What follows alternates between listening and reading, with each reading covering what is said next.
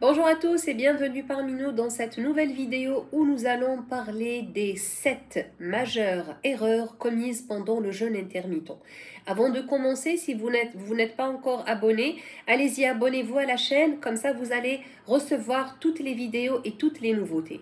On avait déjà parlé dans une autre vidéo concernant le jeûne intermittent, les bienfaits de ce jeûne intermittent. On avait donné un exemple pratique typique d'une journée de jeûne intermittent 16-8, comment peut-on répartir et planifier nos repas pendant ce mode de vie, je dirais en équilibrant entre les deux repas principaux. Ceci dit, il y a beaucoup de gens qui se posent des questions. Je suis en plein jeûne intermittent et après je me dis, est-ce que c'est permis? Est-ce que ce que je dois faire, qu'est-ce que je dois faire? Qu'est-ce que je dois pas, je dois éviter? Quels sont les aliments ou bien les boissons qui sont autorisées? Quels sont le reste qui est interdit? Donc nous allons essayer de répondre à toutes ces questions à travers cette liste.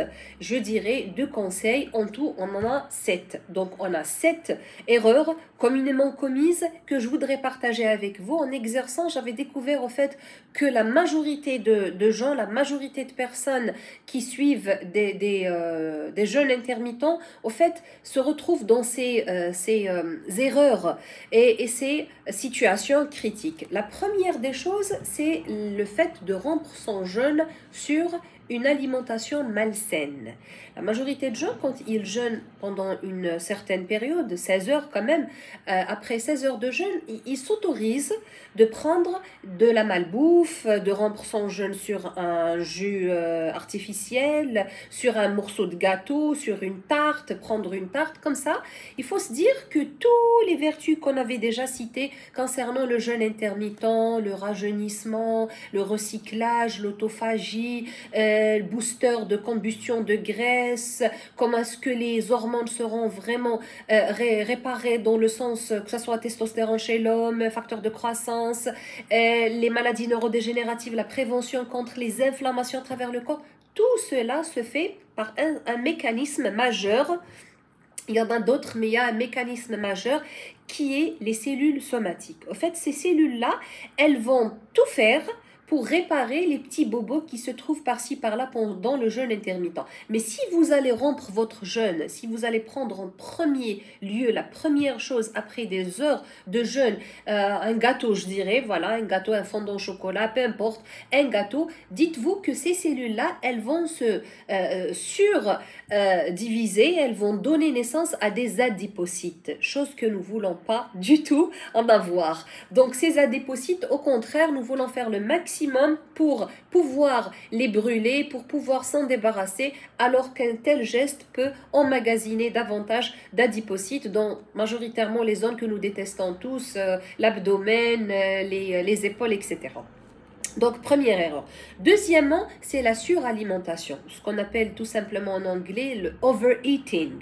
Donc, la suralimentation, encore une fois pareil, de même le principe que j'ai jeûné pendant des heures, cela va me permettre de manger doubler, voire tripler la quantité dont j'ai l'habitude de prendre ou dont mon corps a besoin. Donc, il faut se méfier de ce point-là. Le jeûne intermittent, c'est pas une carte verte pour doubler, voire tripler les quantités que vous avez l'habitude de manger. Au contraire, vous n'allez en quelque sorte rien faire, juste que vous allez faire un pas en avant et deux pas en arrière. Donc, il faut se méfier de ce point. Troisième point, c'est le manque d'hydratation ou bien la non-réhydratation, si on peut se permettre de le dire comme ça.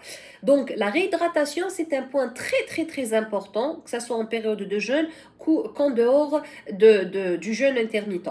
Mais pendant le jeûne intermittent, on a l'impression de jeûner et de s'abstenir, pardon, et de ne rien prendre, que ce soit en termes de repas, en termes de collation ou encore en termes de réhydratation. Chose qui est totalement fausse, bien évidemment. Il faut se réhydrater, bien au contraire, pour faire simple et efficace, entre 8 à 10 verres d'eau par jour répartis, bien sûr, en période de jeûne, je dirais plus qu'en période où vous pouvez manger, où vous pouvez planifier vos repas, les deux repas principaux.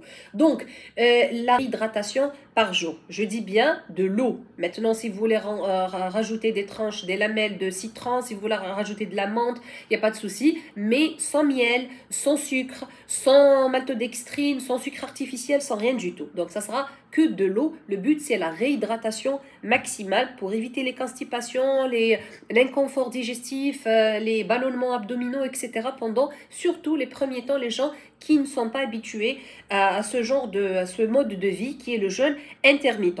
Quatrième point, la quatrième erreur aussi que je rencontre assez souvent, c'est de pratiquer uniquement le jeûne intermittent et de ne pas le complexer à un programme alimentaire. Il faut savoir que le jeûne intermittent est excellent. Moi-même, je l'adore, je le pratique et j'en suis convaincue. J'avais vu des résultats avec tas de patients. Mais en même temps, il faut se dire que ce jeûne intermittent, s'il n'est pas adapté à la personne à travers un mode de vie, à travers une hygiène, à travers des pratiques alimentaires bien calculées pour ses besoins, il pourrait ne pas avoir un effet, je dirais, optimal. Donc, pour optimiser les résultats de ce jeûne intermittent, je préconise et je vous conseille vivement de le pratiquer, de l'annexer, si on peut dire, de le rajouter à un mode de vie, à un programme alimentaire bien établi et bien équilibré. Cinquièmement, il faut éviter tout ce qui est boisson énergisante, boisson light, boisson ceci, cela, parce qu'ils sont tout le temps bourrés de sucre, bourrés d'additifs qui peuvent fausser encore une fois les résultats et vous empêcher d'obtenir un résultat optimal en pratiquant votre jeûne intermittent. Sixième point, il y a un besoin particulier et là peut-être c'est un détail que c'est pas tout le monde qui en parle, mais je voudrais l'évoquer avec vous. Pendant le jeûne intermittent, on a besoin d'une certaine catégorie de micronutriments. Vous connaissez les macronutriments, les fournisseurs d'énergie, protéines, hydrates de carbone et lipides, c'est bon. Mais pour les micronutriments, on parle de vitamines, d'oligo-éléments, etc. Pendant le jeûne intermittent, on a besoin d'une certaine catégorie. Il faut subvenir au fait ces besoins pendant ce jeûne intermittent en vitamine B, donc complexe, toute la famille de vitamines B, 1, 2, 9, 6, 12, 5, toute la famille de vitamines B et les électrolytes, potassium, sodium, magnésium. Au fait, pourquoi? Parce qu'au fait, c'est ces deux micronutriments justement qui vont vous aider pour lutter contre la fatigue, contre les chutes, les premiers temps, le temps de s'y adapter bien évidemment, contre la fatigue, contre les sensations de fringales, etc.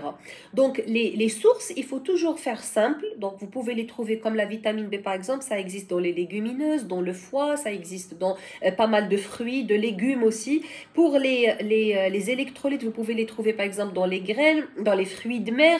Donc il faut toujours faire varier au maximum vos fruits et vos légumes et faire de sorte à ce qu'il y ait bien sûr un repas bien équilibré selon les besoins de chaque individu. Donc c'est personnalisé, c'est au cas par cas.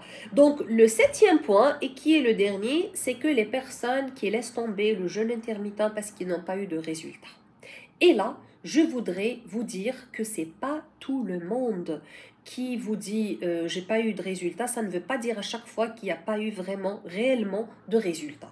Donc avant de dire qu'il n'y a pas eu, quand on parle de la gestion du poids, donc j'ai pas perdu de poids, j'arrive pas à maigrir, c'est ma 3e semaine, c'est ma 2e semaine du jeûne intermittent et c'est toujours le même cas, ma balance est stagnée, c'est toujours le même poids. Il faut se rassurer d'abord que vous êtes en train de faire la pesée correctement. Il y a certains facteurs pour dire que votre pesée est correcte.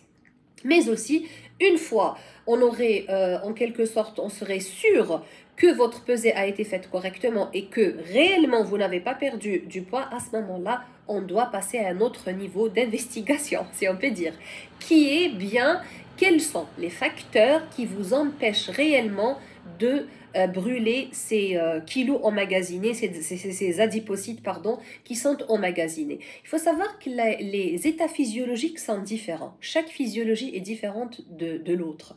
Au fait, quand on parle de la combustion de graisse, comment booster le métabolisme, comment avoir un métabolisme plus actif, plus rapide, qui brûle plus rapidement les graisses, Il y a plusieurs facteurs qui peuvent être, je dirais pas des obstacles, mais des facteurs modulateurs. Des facteurs modulateurs qui rendent un petit peu, pas très facile, la perte de poids en appliquant le jeûne intermittent. Il y a l'âge, il y a les sujets qui font face à des besoins spécifiques suite à des conditions médicales connues, les problèmes hormonaux, les problèmes psychologiques, psychiatriques, parfois certains traitements qui sont très très lourds, ils peuvent ralentir aussi notre objectif en termes de gestion du poids en appliquant toutefois le jeûne intermittent.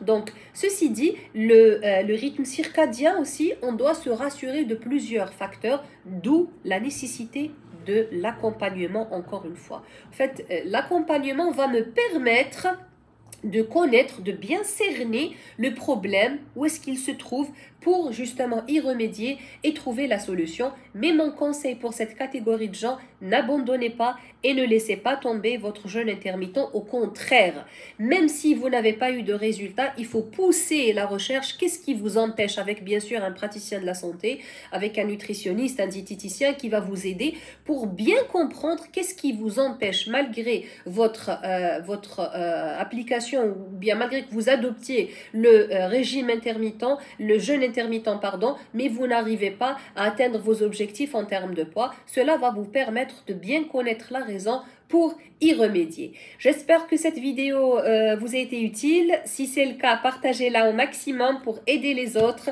et je vous dis à bientôt.